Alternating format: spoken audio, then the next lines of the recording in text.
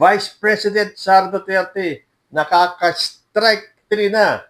Opo, meron pong panibagong grupo na nag-file ng ikatlong impeachment complaint laban kay Sara Duterte. Pero bago po tayo magpatuloy, isang shoutout lang po muna tayo at gusto ko pong batiin ang mag-asawang taga San Diego, California, si June and Aurora Argonza. Thank you very much with your kind words at sana patuloy kayong sumabaybay sa ating munting channel. Again, June and Aurora, maraming salamat sa inyong dalawa. Okay, nabasa ko po ito sa page ni JIL Review TV. Sabi niya, wala nang lusot si Sara dito. Improved version ng impeachment complaint versus Sara Duterte.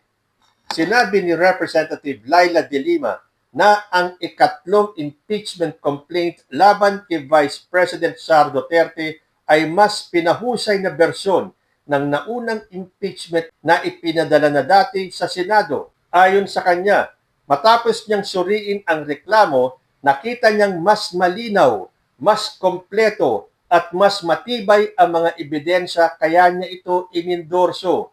Kumpiyansa siya na papasa ito sa mga proseso ng Kamara mula sa pagsusuri kung sapat ang laman ng reklamo hanggang sa masusing pagtingin sa mga ebidensya kung saan bibigyan din ng pagkakataon si VP Sara na sumagot. Dagdag pa ni De Lima, may malinaw na ebidensya ang reklamo tulad ng mga video kung saan mismo umano nanggaling kay VP Sara ang mga banta laban sa Pangulo, First Lady at dating Speaker ng Kamara. Mayroon din umanong audit findings, liquidation documents, legislative records at isang sworn statement na nag-uugnay sa aligasyon ng maling paggamit ng confidential funds ng OVP at DepEd. Ayon sa mga nagreklamo na binubuo ng mga pare, madre, pastor at civil society groups, ang impeachment ay hindi lang usaping legal, kundi usaping moral. At ito raw ay paraan para mailabas ang katotohanan at mabigyan ng pagkakataon ang Vice Presidente na sagutin ang lahat ng paratang sa tamang proseso. At tama nga naman, ito na talaga ang tamang pagkakataon para harapin ni Sara Duterte ito. Tama na yan, ang dami-daming dinadahilan kung ano-anong mga statement ang ginagawa para lang ilihis ang usapin sa totoong issue. Ang pagsagot ni Sara Duterte dito sa impeachment case laban sa kanya. Kung nung last year ay naharang ninyo sa pangunguna ni Cheese Forthwith Escudero, mukhang mahihirapan na ang kampo ni Sara Duterte na maulit ang pagharang ng kanyang mga kaalyado. At mukhang mahihirapan na rin sila na umasa sa Supreme Court.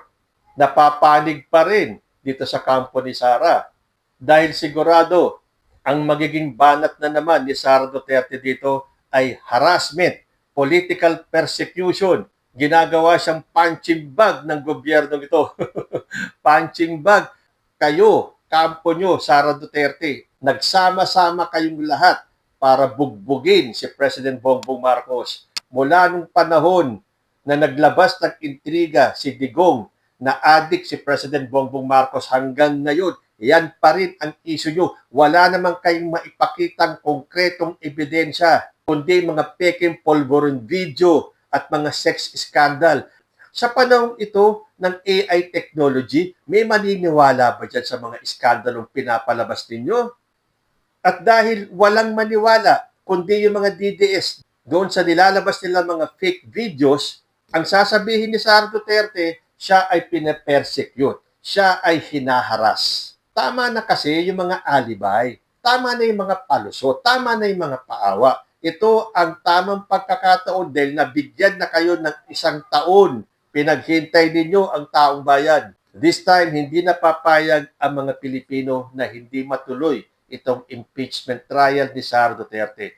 Ngayon, kapag napatunayan ni Sara Duterte na wala siyang kasalanan, na lagi niyang sinasabi na wala naman daw ebidensyang nakita na siya ay may ginawang mali.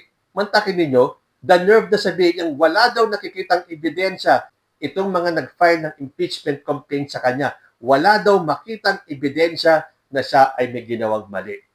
Kaya nga, tama na ang pambubuladas. Harapin na ang impeachment case na to at magkaalaman na may kasalanan ba si Sara Duterte o napagbintangan lang siya o baka ginawa lang siyang punching bag ng gobyernong ito o talagang hinaharas lang siya o siya ay dumadaan sa political persecution. Tama na yan. Ito na ang pagkakataon para linisin mo ang pangalan mo. At itong pangatlong impeachment complaint ay tinawag nilang the moral impeachment. Basahin ko po itong post sa 31 million movement. Sabi dito, round 3, the moral impeachment. Akala nyo tapos na ang political drama? Pues, kumapit kayo dahil mukhang seryoso na talaga ang singilan. Kakapasa lang ng third impeachment complaint laban kay VP Sara Duterte ngayong araw, February 9, 2026. And the plot twist, it is endorsed by none other than her father, Rodrigo Duterte's arch nemesis, Representative Laila De Lima. Kung nalilito na kayo sa dami ng kaso, here is why this specific complaint feels like karma is knocking. Let us look at the casting first. Hindi si Laila De Lima ang main complainant dito, pero siya ang endorser. Ang totoong nag-file ay isang grupo ng lawyers at religious leaders sa pangunguna ni Father Joselito Sarabia. Ang battle cry nila, ito ay isang moral duty para linisin ang gobyerno. Pero ang talagang heavy dito ay yung symbolism. Remember nung panahon ni tatay niya, si De Lima ang unang pinakulong. Ngayon, the tables have turned. Si De Lima na ang pumipirma para panagutin ang anak sa pwesto. Sabi nga nila, weather lang. Pero this time, mukhang may dalang bagyo. Hindi lang ito simpleng he said, she said. Ang complaint na ito ay bit-bit ang mabibigat na tanong tungkol sa kaban ng bayan. Specifically, yung $10 million or approximately 500 million pesos na alleged misuse of funds. Tinitira dito ang confidential funds ng DepEd at OVP na di umano'y hindi maipaliwanag ng maayos kung saan napunta. Bukod sa isyu ng pagwawaldas, kasama rin sa betrayal of public trust charge ang naging viral statement ni VP Sara late last year, yung di umano'y banta sa buhay nila PBBM. Sa isang dissenting gobyerno, hindi ba dapat red flag ang ganitong behavior mula sa pangalawang pinakamataas na opisyal? Kung active kayo sa newsfeed, alam nyong pangatlo na ito. Yung una at pangalawa galing sa Makabayan Block. Focus sa drug war. Pero itong pangatlo, mas lethal dahil tinarget na ang constitutional violations at corruption. Parang sinisigurado talaga ng kampo ni De Lima na walang kawala. Kung hindi tatalabang isa, may reserba pa. Plus, with De Lima's legal expertise involved, mukhang inayos na ang mga technicalities para hindi na ito basta-basta ma-dismiss tulad noong 2025. Ang tanong ngayon, uubra na kaya ito sa House Committee on Justice given na ang endorser ay si De Lima at ang grounds ay pasok sa numbers game ng Kongreso, mukhang mahihirapan ng magtago sa saya ng ama ang Vice Presidente.